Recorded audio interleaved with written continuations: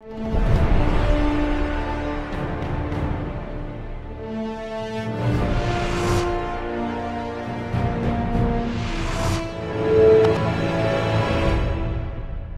and welcome to Leaders of Tomorrow, the only show right now on Indian television where you, the MSME, get sent a stage to voice your opinions and thoughts. This is ET Now's special daily initiative to give MSMEs and entrepreneurs the opportunity to be front and center on every industry and area that matters to you. On Influencer tonight, we're bringing you a conversation with EuroKids, and on Leader Focus, a segment on the personal grooming space.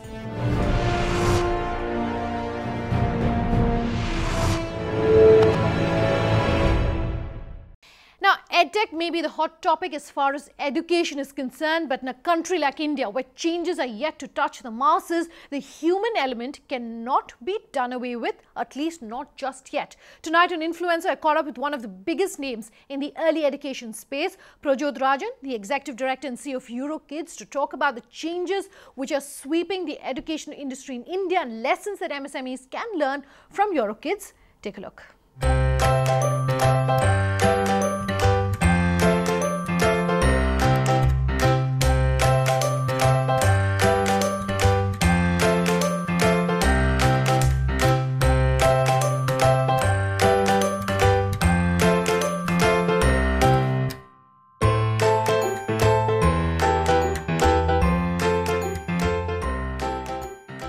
Thank you very much for speaking with us here on the Leaders of Tomorrow on ET Now, Prajodh.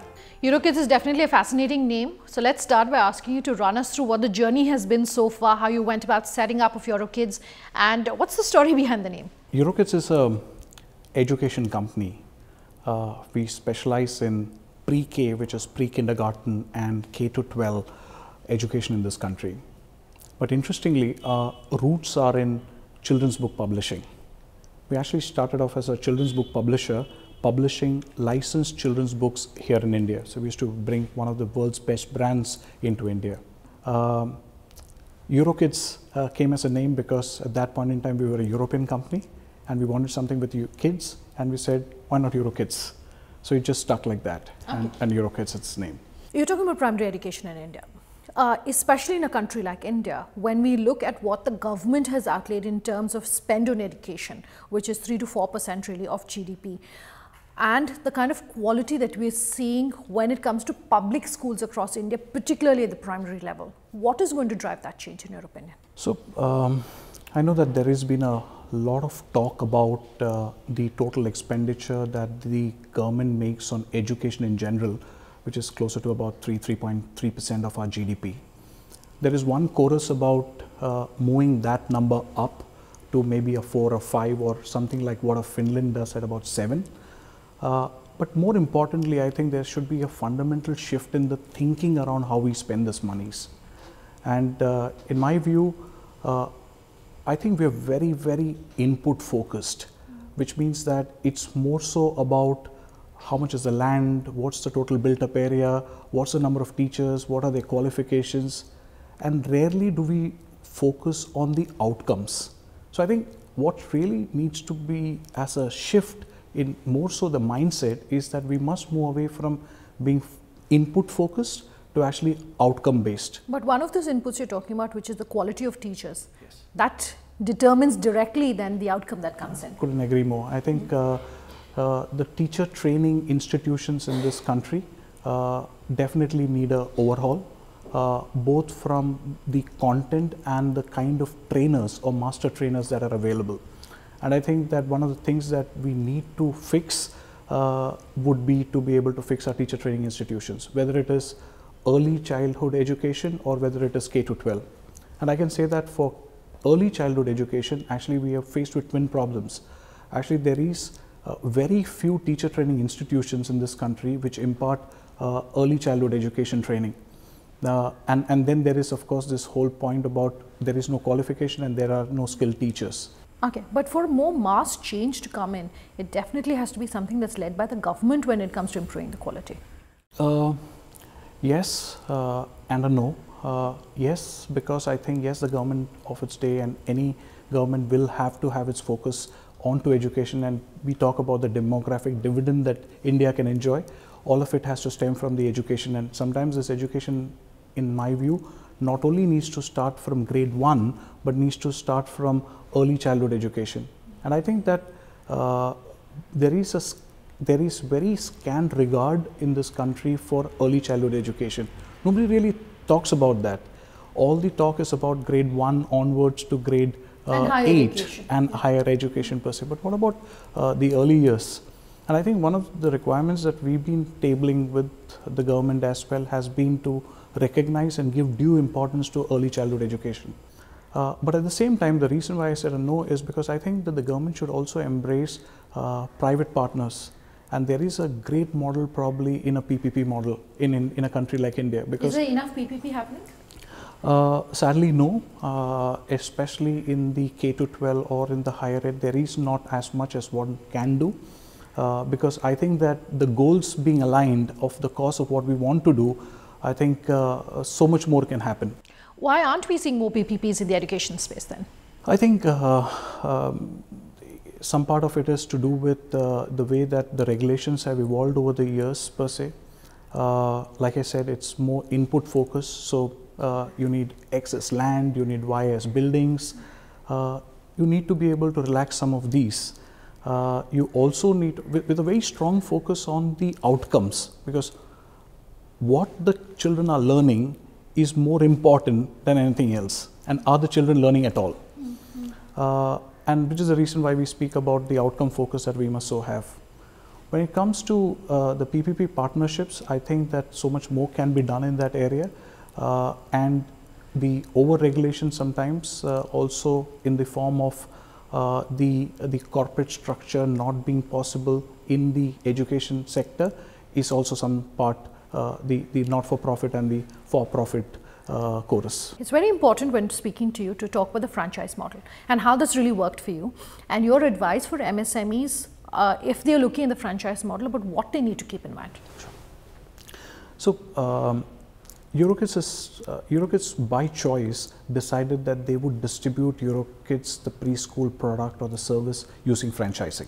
So we had no doubt in our mind that is what we would do. What was the one-line reasoning behind that? Okay, so the one-line reasoning is that the business of preschools is actually a 2-kilometer radius business. And ultimately you would need a local entrepreneur who knows the geography, the topography, and what really works in that place to make that big difference. So which is the reason why we chose franchising as our preferred method of distribution, or may I say the only method of distribution, because we just have only 5 of what we call as company-owned, company-operated centers. It actually started first with we thinking about the franchisee in the format as location, property, and then the franchise profile. I think we've also gone through that learning curve, and we pay a great kind of a weightage towards who is the franchise partner for us. So now it's actually the person, and now then it's the location, and then it's the property. So which actually inversed the way that we started business with. I'd credit a lot of our success to our strategy of franchising. Okay, let's wind down this interview then, and I have 2 questions for you. First, any business that starts with the objective of making profit. Is it important, and is it possible to approach the education space keeping in mind ROI, or should you also look at it as a combination of a business, a for-profit as well as a social enterprise? So,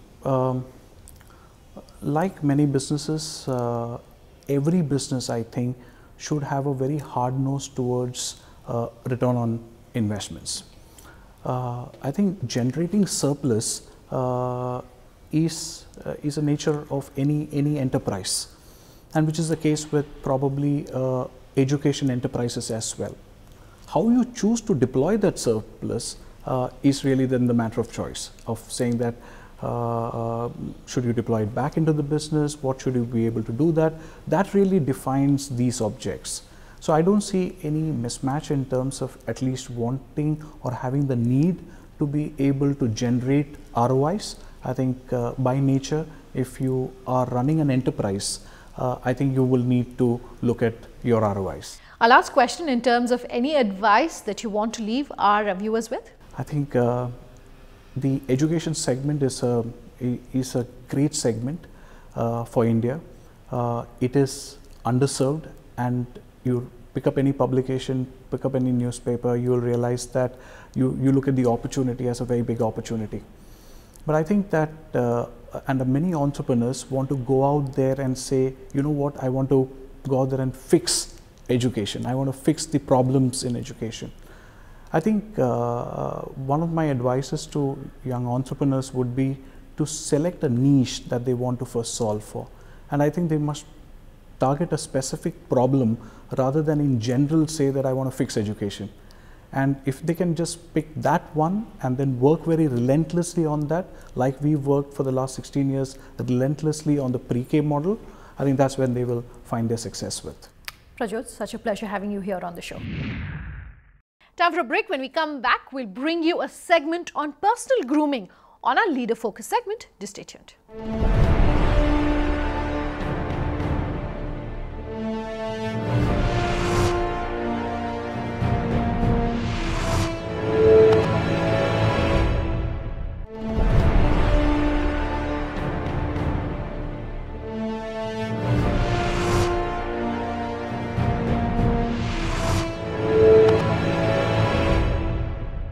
Welcome back with us here on Leaders of Tomorrow. Tonight on our Leader Focus segment, bringing you insight and tips into the personal grooming space.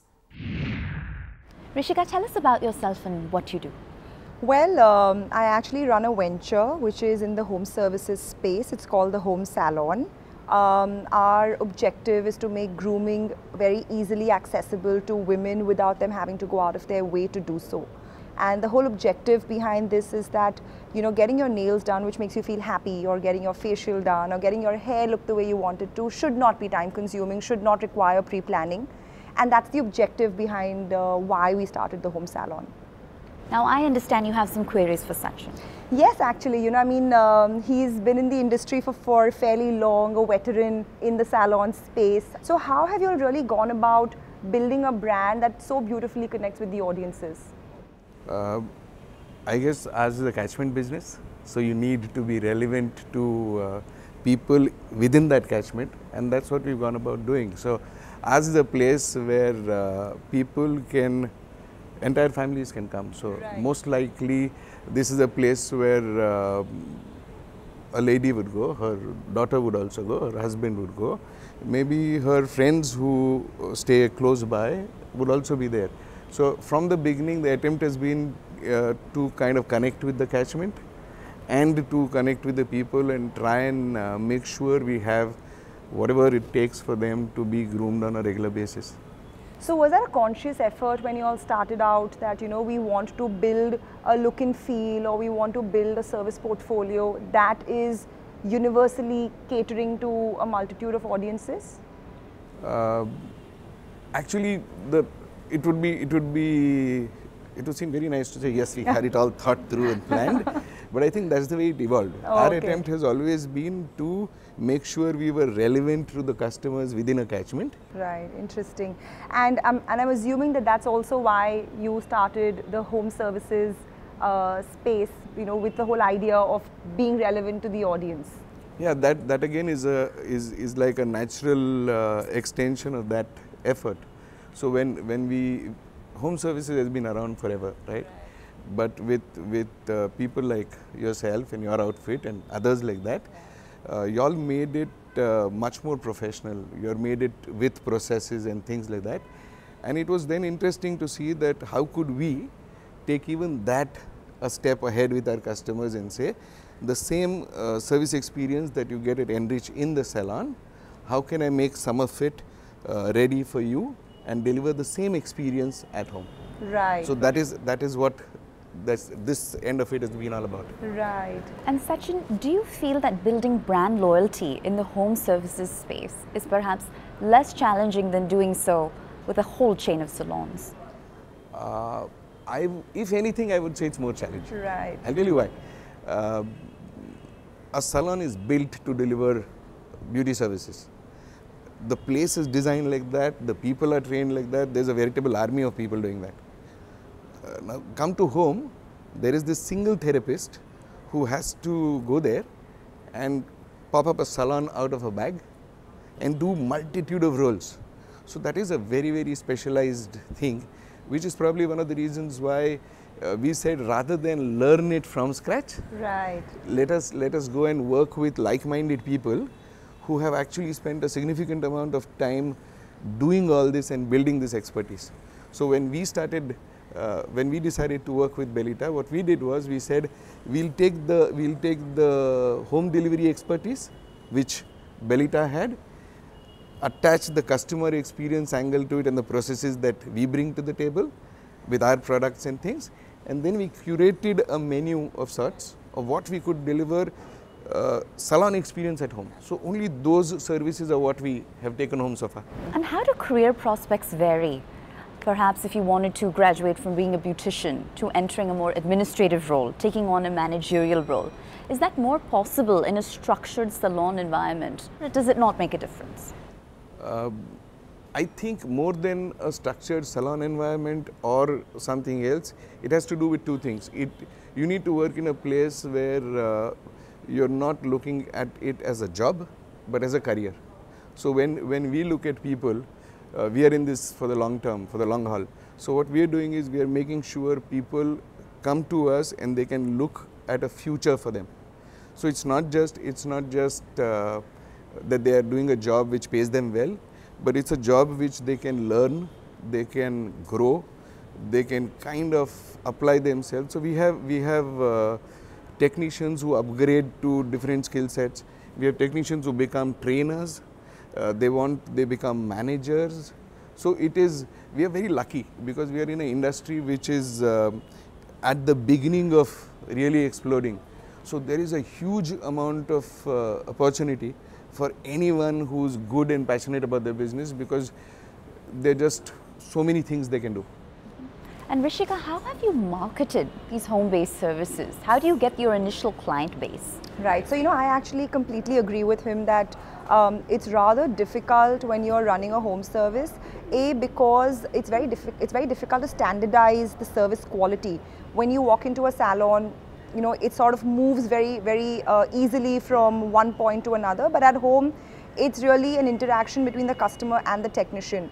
So I think our whole marketing really kind of moved around personalization of experience rather than standardization. Well, our products are standardized. We use monodose kits, and we really harp a lot on the quality of the service. But I think what we kind of focused more on was how could we personalize your experience. So if you have a child at home that needs nursing in the middle of your beauty treatment, that's fine. We will sit back and wait for you. If you get a phone call that requires you to pick your hand up from a manicure, that's fine. We'll wait for you. So, so all these little things is kind of what we focused on. Fortunately for us, our brand initially moved beautifully through word of mouth. Because this was a service that resonated a lot with women. So it started off that way. We got a lot of word of mouth, we got huge support, and then we moved from one point to another. We started doing a little bit of above the line activities like newspaper ads and radio, etc. And we do a lot of local marketing as well. Like he said, local marketing really gets you to resonate with your brand. The second thing that we've really done is we have made our beauticians a brand ambassador. That's what we really focus on, because for us, they are our customer. If they are happy, they will go home and deliver a good service, and then we'll get more business. Each beautician in our system is a business owner of her own, and she makes as much money as she works. She doesn't want to work hard, she'll probably make 8 to 10,000. She works very hard, she can take home 35, 40,000. So I think that is the other thing that we've done, which has also helped us get them motivated, get them to really perform very well, and it's really helping us keep customer retention and loyalty going. Has employee retention been a challenge for either of you? Our industry is kind of plagued by high attrition rates traditionally, because you're dealing with labor that will move if they get a better opportunity elsewhere. But I think what we've learned is that once you find that sweet spot, which is where they get what they want and you get what you want, when you reach that point, they get very loyal. They're also the kind of people who will stick with you through thick and thin, and that's very admirable. It's interesting you asked this, and across forums where we are, we get asked this question, and normally people will say for a few hundred rupees more, that technician who was till yesterday with you will go up and move. And our take on that is that what exactly is the discourse between you and your employees, you and your therapist? If it is purely about a job and consideration in exchange for work, if it's money, then the technician will move even for a few hundred rupees, and you shouldn't have any issue with that. But if you decide that your discourse with that person is about not just earning, but learning, about doing something new, about progressing to the next level, about trying to in their own way become an agent of change, right? When you are able to do that, then that kind of becomes something which will hold them to that place. And I think it is something that you have to keep on doing on and on, which is probably why we probably have half the attrition rate that the industry has, and maybe which is why year on year we also get the HR Practice of the Year kind of acknowledgement. But I would say it is something that you can never rest on. It's something that you keep on doing one after the other. Now, beauty services are constantly modernizing, constantly evolving. What's your approach to keeping the staff fully trained on the latest techniques? So for us, what's really helped is that we've recently partnered with a French luxury salon chain called Jean-Claude Begin, JCB Salon and Spa. So they have trainers that fly in from France. We now have access to an in-house academy. We have trainers for beauty, for hair, for makeup, for skin, for nails, etc. So all our technicians, whether they're getting onboarded or they're already a part of the platform, have to undergo a certain number of training hours every month. And if they do not, they cannot go out and deliver services. Well, thank you so much for your time, and we wish you both continued success. Thank you so much. Thank you so much. Completely out of time then on this episode of Leaders of Tomorrow. If you have any queries about any aspect of your business or would like to be featured on the show, do write in on leadersoftomorrow@times-group.com. Reach us on social media on LOT_ET now. That's our official Twitter handle. Or tweet at me personally at Sunanda_J. Leaders of Tomorrow on ET Now is our Facebook page where you can leave queries or call us on that number you see on your screen. We love hearing from you. Thanks for watching. Have a good night.